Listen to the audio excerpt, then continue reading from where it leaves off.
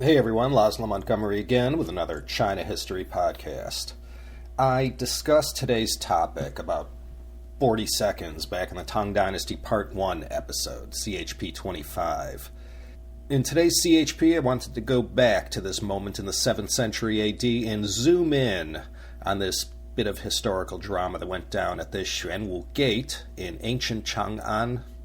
If this incident really happened, it truly has to be one of the most dramatic moments in the 21 centuries of imperial Chinese history. You see, that's the thing. We face it time and again in these situations where our primary sources were written so long ago, not to mention so long after the fact.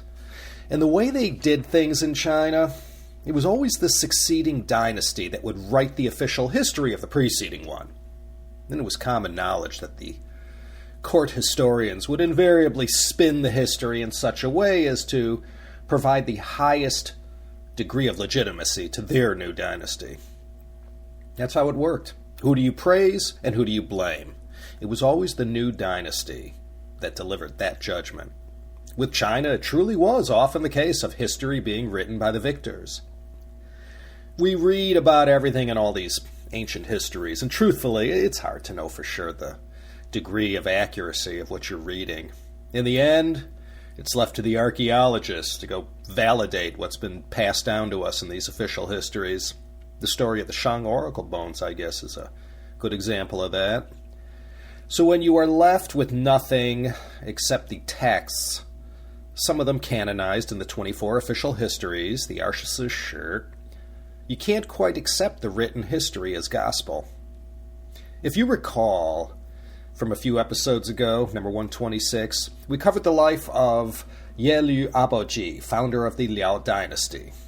That time period was during the final days of the Tang and the beginning of the Liao and 5 dynasties and 10 kingdoms period.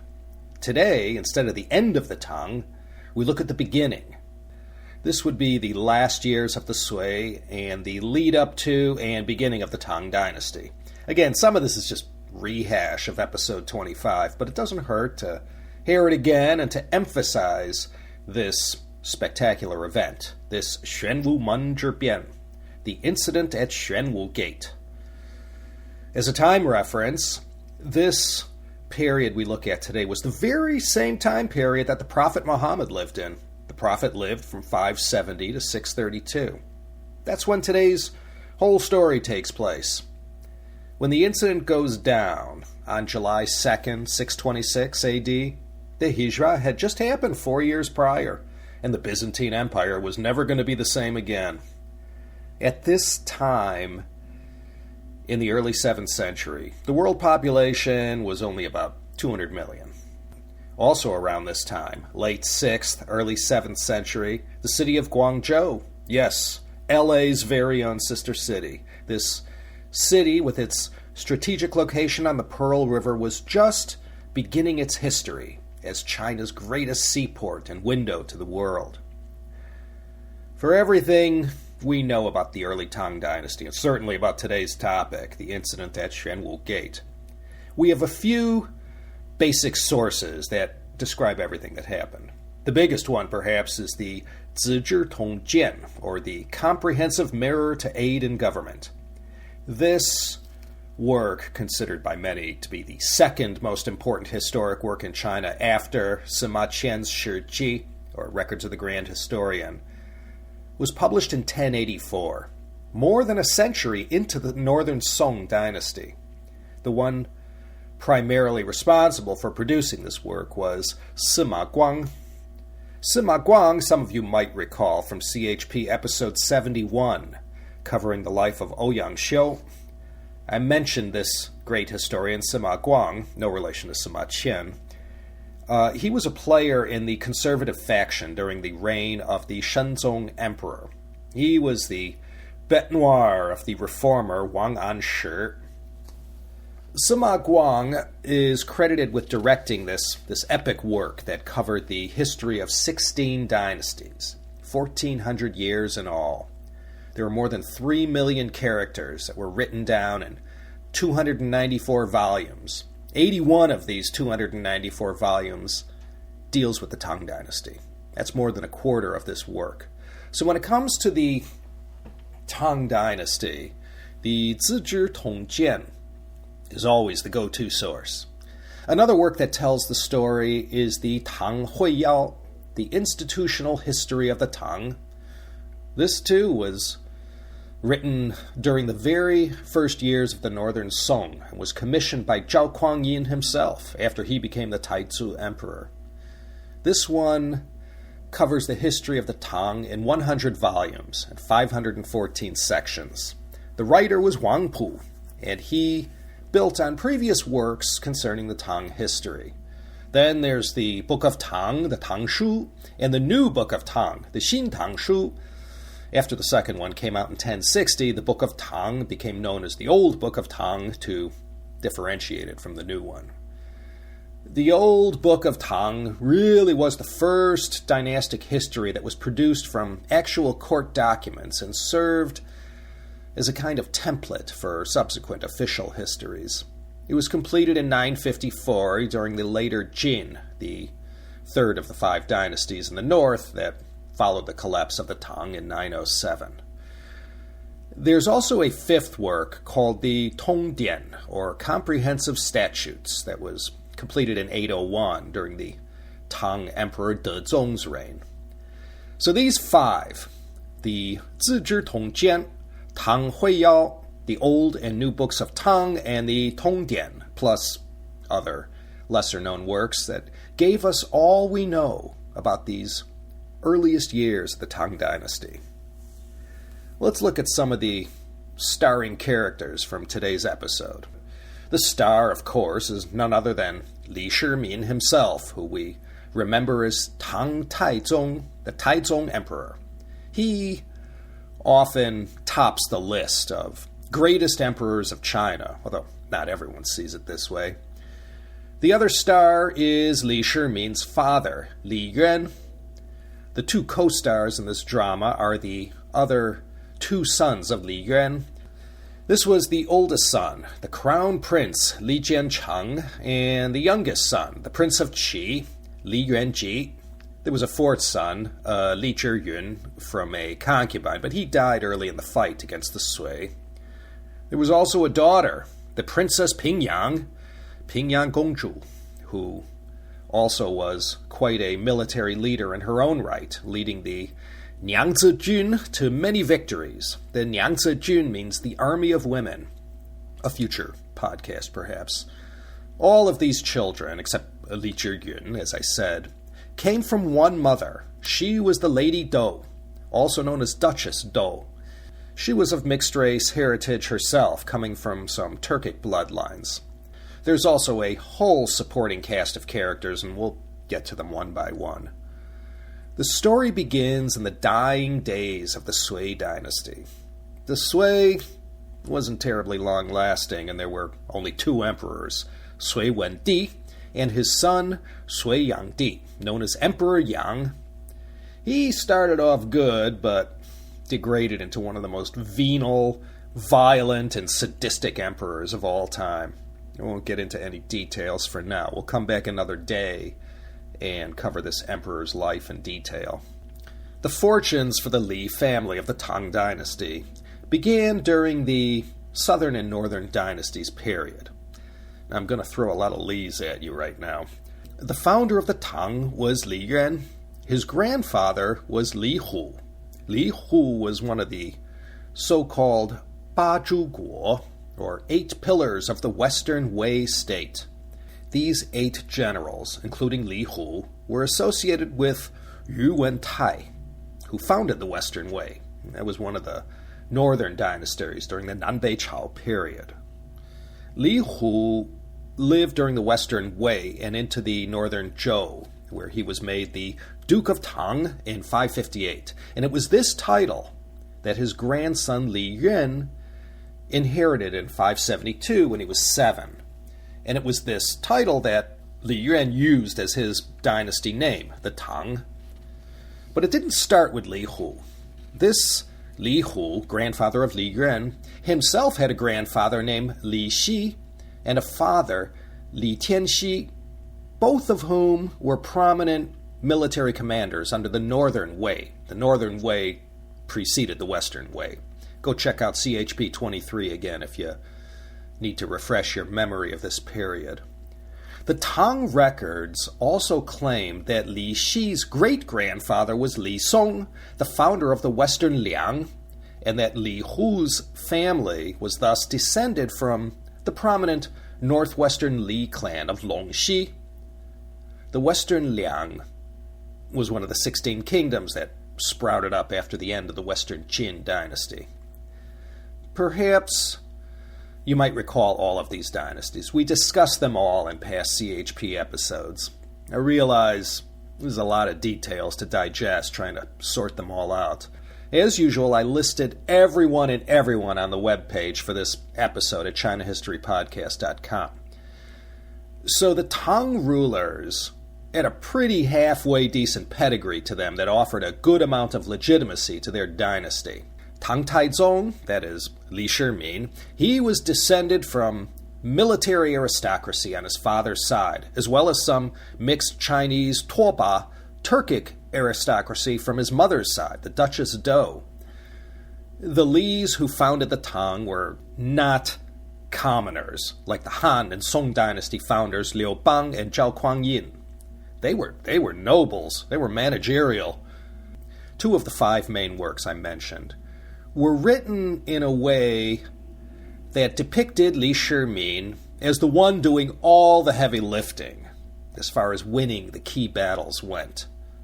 This doesn't necessarily mean he was the one primarily responsible for the founding of the Tang Dynasty, but the writers of these primary sources have pretty much spun the story in this very pro-Taizong, anti-Gaozu way. Remember, again, Li Yuan is the Gaozu emperor, and Li Shimin is the Taizong emperor. Li Shimin is also known as the Prince of Qin.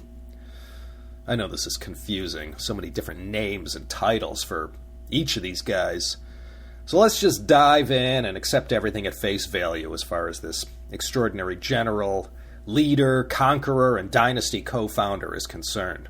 And as a quick sidebar, if you remember, the Empress Wu Zetian, featured in CHP Episode 7, she began her career as a concubine to this Taizong emperor, and afterwards ended up marrying Tang Taizong's 9th son, the Gaozong emperor. Yeah, Tang Taizong. If you're only going to remember 25 names from Chinese history, remember this one. He wasn't the oldest son of Li Yuan, but the histories tell us his victories on the battlefield were the most crucial. His role in paving the way for his father's ultimate success following the Taiyuan uprising was such that Li Shimin was considered the co-founder of the dynasty in a way that perhaps King Wu of Zhou was to his father, King Wen, in overthrowing the Shang and establishing the Zhou dynasty. I'll get to the Taiyuan uprising in a second. Another story attributed to Li Shimin's all-around bravery and greatness is how, when he was only 17 years old, the Sui Emperor Yang Di found himself trapped in battle with the Eastern Turks in what is today Daxian in Shanxi province, and he urgently summoned help. And as the story goes, Li Shimin ended up being the one who responded and rescued Emperor Yang. This was in 615. Remember, the Li Tang clan was based up in Shanxi. But Li Shimin, again, wasn't the oldest son. This was Li Jiancheng. And that's the crucial point in this story. He wasn't the oldest son. Li Yuan, when he began his uprising against the corrupt Emperor Yang of Sui, divided up the military between his 2 oldest sons. Li Jiancheng became the Duke of Longxi and was made general of the left. Li Shimin was made the Duke of Dunhuang and was given the command of General of the Right. Let me mention a little about the Taiyuan uprising. Taiyuan is the capital of Shanxi province, and home away from home of Dwight Jackson. That's Dwight Jr., not Sr. Li Yuan was a high-level official based in Taiyuan. With the help of Li Shimin, he had made a kind of arrangement with the Turks to the north of China. By 614, the Sui Emperor Yang had pretty much made a mess of the country that his father had brilliantly unified after 160 years of disunity during the Northern and Southern Dynasties period. Sui Yang Di bet the bank and lost on his 3 misadventures trying to conquer the Korean kingdom of Goguryeo, and now everyone was against him. In the years leading up to 617, it was a dismal time indeed for the people of North China. The scent of the loss of the imperial mandate was thick in the air. Everyone smelled it, and in times like these, all those who commanded armies started to jockey for position for the inevitable moment when the end came. An interesting plot twist to this whole thing was that rumors had been circulating around the land, supposedly begun by some Buddhist monk in 614, that the Sui was on its way out, and someone surnamed Li was going to be the one to finish them off, or so the story goes. You see, this is one of those things. We're just taking it from primary sources that were written 3-4 centuries after the fact. Now, when this talk began to circulate, and Emperor Yang got wind of it, if you were surnamed Li, he had his eye on you, and he started trying to pick them off one by one. So with this new urgency, and being surnamed Li and all, Li Shimin urged his father on to rise up and overthrow this Sui ruler and put an end to this whole 37-year-old dynasty. So with his valiant son, Li Shimin, backing him up, Li Yuan called for an uprising against the Sui in Taiyuan, where his power base was. And on May 14th, 617, it goes down. And that pretty much ends it for the Sui dynasty.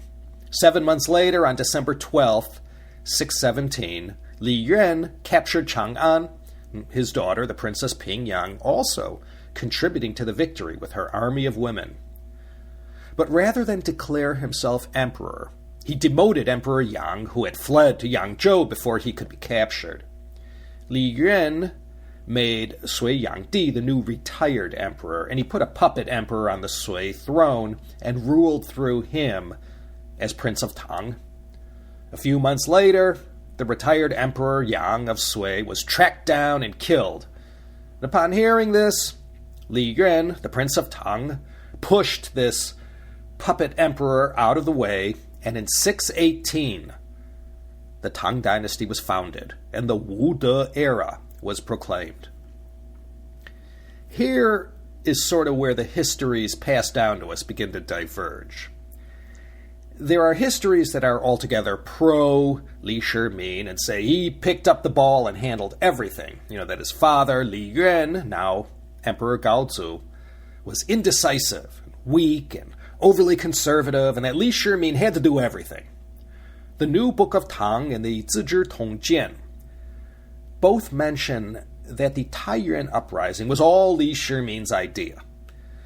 Sima Guang mentions that in 622, when Li Yuan staged the uprising at Jinyang, that's the former name of Taiyuan, quote, "This was all due to the plans of Shimin, Prince of Qin.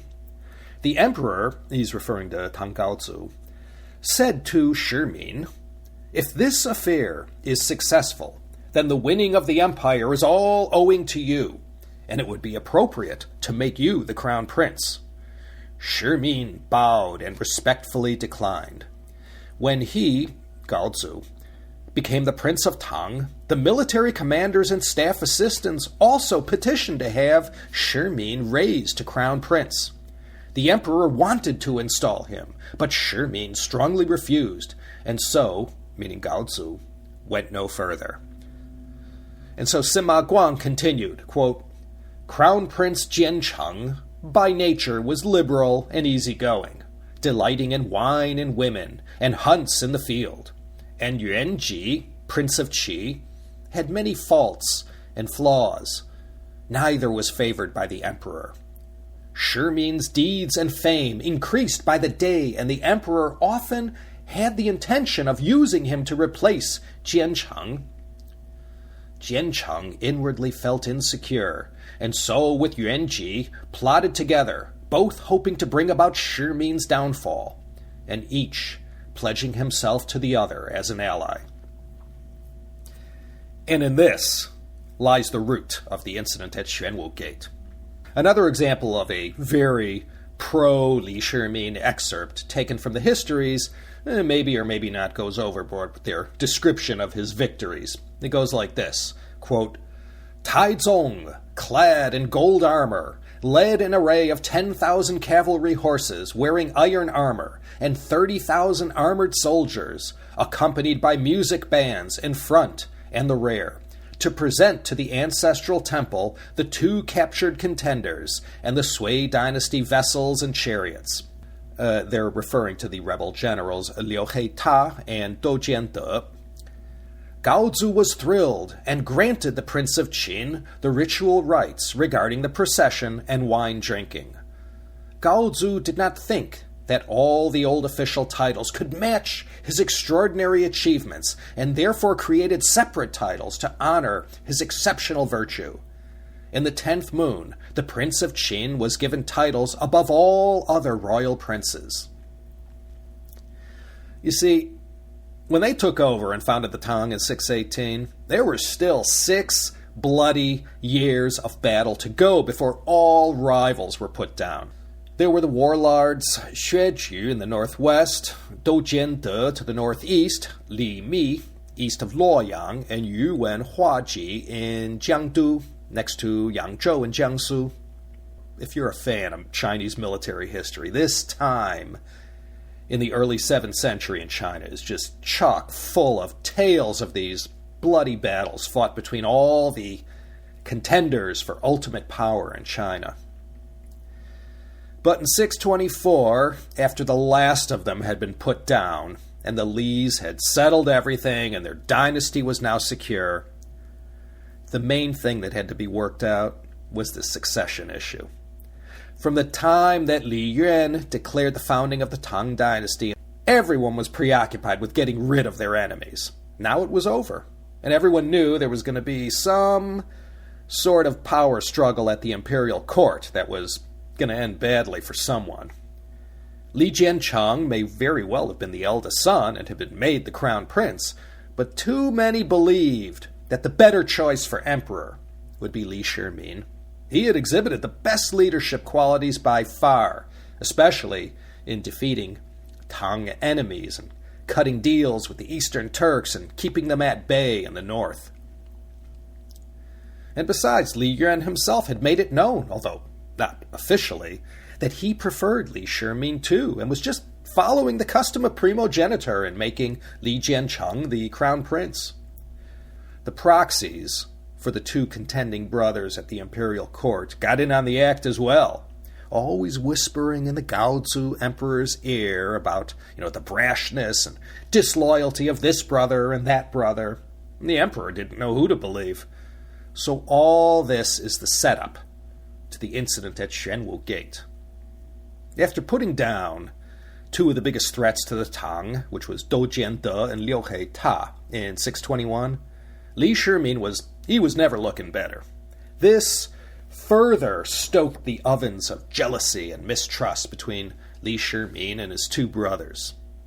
By the 9th year of the Wu De reign, if the crown prince Li Jiancheng was feeling uneasy about succeeding his father to the throne in Chang'an, he had good reason.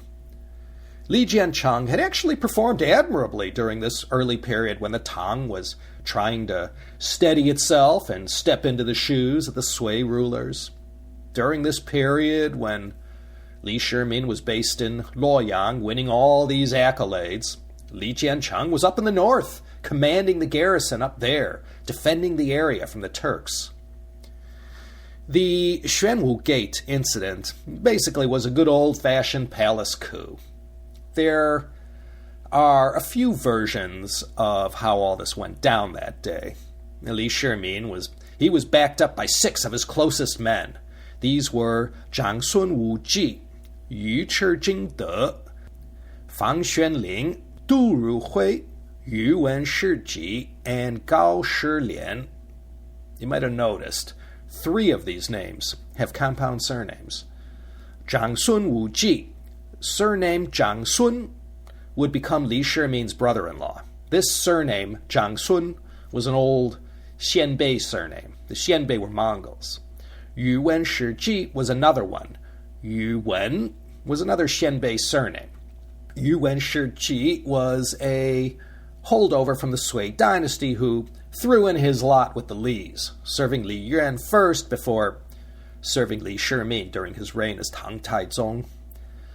Yu Chi Jingde, more about him in a moment. He plays a co-starring role in the Shenwu Gate incident. This is a very rare surname, but you could run into them here and there in China. Chinese speakers might be interested to know the first character of Yu Chi, Yu, is actually pronounced Wei. But when it's used as a surname, when the character Chi follows, the Wei becomes a Yu instead. Confusing. So these supporters of Li Shimin, his innermost circle, they planned to get Li Jiancheng and Li Yuanji before those two brothers made their move. The way Li Shimin hatched this plan was to go before his father, the Emperor Tang Gaozu, and to tell him the two brothers were messing around with his concubines and were plotting to overthrow the emperor and do away with him.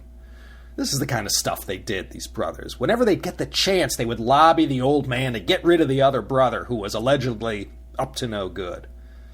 One of these concubines who heard the accusations from Li Shimin slipped away and informed the crown prince of what was going down at the palace. The crown prince, Li Jiancheng, along with his brother Li Yuanji, quickly jumped on their horses and headed to the palace to try and defuse this situation. The Emperor Gaozu wished to launch an investigation into these allegations. The two brothers, Jiancheng and Yuanji, were determined to snuff this rumor out before anything bad happened. Shenwu Gate was the north gate of the imperial palace in Chang'an. You can visit the site, but the original gate, being almost 1,400 years old and all, isn't there anymore. But this was where the royals would normally enter the gates to the Taiji Gong, as the Tang Palace was called. Things became more urgent when Li Shimin was told by one of his people that his older brother was conspiring to have him murdered. At once he began to plot his defense and counterattack. He enlisted the aid of the one who commanded the forces that were based at Shenwu Gate. These guards, together with 12 of Li Shimin's most trusted men, waited for the crown prince and the Prince of Qi to show up. Let me quote from the Zizhi Tongjian, and let Sima Guang describe what happened on that fateful day of July 2nd, 626. Quote, on the Gangshan day, Shimin led Zhang Sunwu Ji and others into the palace city and concealed troops at Shenwu Gate. Zhang Jieyu secretly learned Shimin's express intentions and hastened to inform Jiancheng. Jiancheng summoned Li Yuanji to strategize, and Yuanji said, quote, we ought to marshal the palace troops and excuse ourselves from the morning court on account of illness, so we may observe the situation. Jiancheng said, quote, the preparation of the troops is already well underway. You and I should enter and personally ask what is afoot. Thus they all entered and sped through Shenwu Gate. The emperor, at this time, had already summoned Pei Ji, Xiao Yu, Chen Shuda, and others, wanting to put a stop to the event. Jiancheng and Yuanji arrived at the Lake Overlook Basilica, and feeling something was amiss, turned their horses around to return to the palace. Shimin followed and shouted after them. Yuanji took out his bow to shoot at Shimin. He tried 3 times, but could not fully draw his bow. Shimin shot Jiancheng and killed him. Yu Chi Jingde then arrived at the head of 70 riders from the left and right. They all shot at Yuanji, who fell off his horse. Shimin fell from his horse and could not rise. Yuanji suddenly arrived, snatched away his bow, and was about to grapple with him, when Jingde leapt astride his horse and cursed at Yuanji. Yuanji was about to flee to the Wude Basilica on foot, but Jingde shot after in pursuit and killed him. So, Li Shimin does a little of the fratricide thing and delivers the arrow that kills his oldest brother, the Tang Crown Prince. But later he falls from his horse after he lost control, and as the story goes, got tangled up in some branches or something that impeded him. It was then, when Li Shimin was down, that Li Yuan, the Prince of Qi, pursued him into the woods on foot to snuff him out. As one version of the story goes, the two brothers, Li Shimin and Li Yuan, grappled on the ground when Yu Jingde showed up with his 70 men. And it was Yu Jingde who shot the arrow that finished off Li Yuan. And then, for good measure, to make sure they don't make any miraculous recovery, he goes and cuts off the heads of Li Jianchang and Li Yuan. This didn't end things yet. The soldiers in the employ of the two slain brothers heard the news and rushed to Xuanwu Gate to seek retribution and to kill Li Shimin. But when they got there, Li Shimin gave orders to shut the gate and no one could get in. He sent Yu Jingde to rush into the palace to protect the emperor. And when he pushed his way into the Gaozu emperor's palace and the emperor saw him in full armor carrying a spear, he knew something was up. And he asked Yu Jingde who had rebelled. And Yu Jingde told the Gaozu emperor that the crown prince and the prince of Qi rose up and tried to kill the prince of Qin, and that they were both killed, and that Li Shimin sent him to protect the emperor. In the immediate aftermath of the coup, the forces of Li Shimin clashed with those of the now deceased Li Jiancheng. Yu Jingde persuaded the emperor to call a halt to the fighting and to announce that Li Shimin was the new crown prince. Yuan Shiji took these orders to the fields of battle and announced the emperor's will that the fighting cease. And so the fighting stopped. The sons of Li Jiancheng and Li Yuan were all dealt with, if you know what I mean. As far as all the soldiers of the two deceased royals, these guys were all spared, as Yu Jingde persuaded Li Shimin that to kill them all would be counterproductive, and it was better to bring them into his camp. Yu Jingde, for the role he played at the incident at Xuanwu Gate, was immortalized in Chinese folk religion as the Menshan, or the door god. You'll see these color posters of the door god always placed on each side of a door or any kind of entryway to a building, public or private. And if you have your door gods in place, you need not fear any evil spirits or, whatnot getting inside. You see, after the incident, Taizong honored Yu Jingde, as well as, one of the other loyal generals, by supposedly having their images hung outside his own front door. And then later on, the common people adopted this custom as well, believing it would not only protect them from evil, but also bring good luck as well. 5 days after the incident at Shenwu Gate, Li Shimin was made the new crown prince. Further to this, Tang Gaozu announced that, quote, "From now on, all military and state affairs should be handled by the crown prince before they are reported to me." All of Li Shimin's inner circle were amply rewarded for their role in the coup, and as I mentioned, they went on to serve Li Shimin after he became the Taizong emperor. Even many of the closest comrades of Li Jiancheng and Li Yuan, rather than be executed, were welcomed into the new government and ended up serving loyally. And so, on August 8th, 626, the Emperor Gaozu announced that he was passing the emperorship to Li Shimin. The very next day, Li Shimin mounted the throne and became the second emperor of the Tang Dynasty, Tang Taizong. And ladies and gentlemen, the rest is history. You could go back and re-listen to episode CHP 25 if you want to know what happened next. And with that, I'm going to let you all go for now. This is Laszlo Montgomery signing off from Wilbraham, Massachusetts. I came here via New York, Nashville, Bell Buckle, Tennessee, Clayton, and Tallulah Falls, Georgia. I still have Ojai, California to go yet before I'm back in good old Claremont. And then off to Frankfurt in Deutschland and London, England next week. Looking forward to that. So, the next time you hear from the likes of me, it'll be sometime after the Spring Festival. So this will be the last episode for the Year of the Snake. I hope it was a great year for everyone. Thanks for listening, and it's my greatest hope that you'll consider joining me next time for another exciting episode of the China History Podcast.